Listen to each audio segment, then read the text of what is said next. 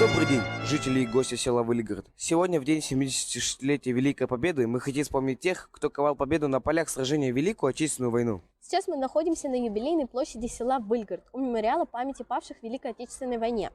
Справа от меня памятная доска талантливому военачальнику генерал-лейтенанту Дмитрию Георгиевичу Дубровскому-Сивкову.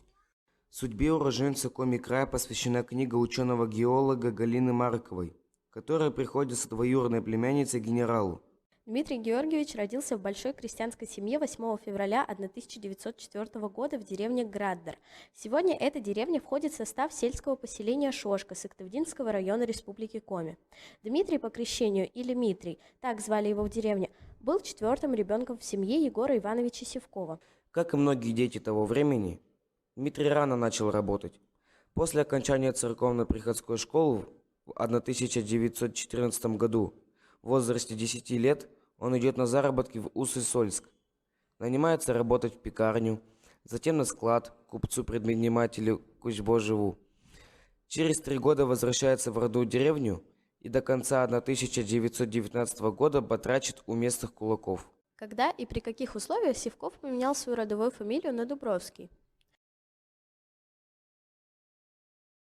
Валентин Михайлович Котельников, один из авторов книги «Памяти Республики Коми», высказывает предположение, что на смену фамилии, возможно, повлияла бытовавшая в 20-30-х годах тенденция, когда многие коренные жители меняли Коми фамилии на русские и немецкие.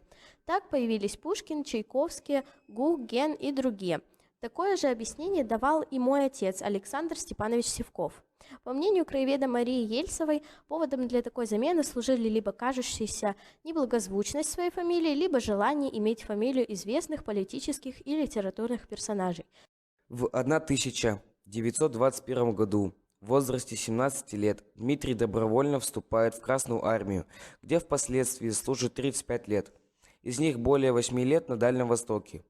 Дмитрий Георгиевич участвовал в боях у озера Хасан в должности военного комиссара 32-й стрелковой дивизии, а также на Халкин-Голе. Великая Отечественная война застала Дмитрия Дубровского в Беларуси. 3 июля 1941 года он был тяжело ранен в районе реки Березина. К счастью, рана оказалась не смертельной. Освобождал города Орел, Чернигов, Брест, Ригу, Варшаву, Берлин и закончил войну на саксонской земле, став комендантом города Дрезден. По воспоминаниям военачальника, вклад Дмитрия Дубровского в победу был очень весом. Об этом свидетельствуют правительственные награды, которых был удостоен генерал-лейтенант Дубровский.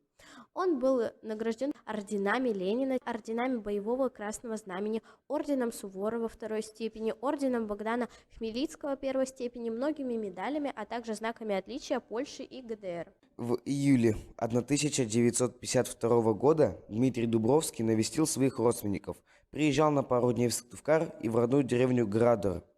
Несмотря на тяжелые военные испытания, болезни, а ему тогда было 48 лет, он держался бодро. Очень рад был тому, что смог приехать. Впоследствии его не покидала надежда, что он еще вернется сюда.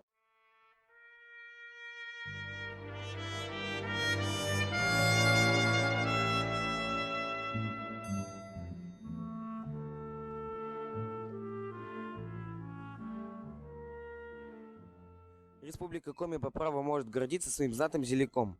Одним из выдающихся защитников отчизны на полях сражения в годы Великой Отечественной войны, имя этого легендарного воина входит золотой строкой на странице книги «Памяти Республики Коми». С этими словами Валентин Михайлович Котельников обращается к правительству Республики Коми, районным организациям Сыктывдина и призывает увековечить имя Дмитрия Дубровского в мемориальных комплексах и обелисках. 9 мая 2006 года в селе Выльгород был торжественно открыт памятный обелиск с надписью на камне: «Гвардии генерал-лейтенанту Дубровскому-Сивкову Дмитрию Георгиевичу, уроженцу деревни Граддер, от благодарных земляков».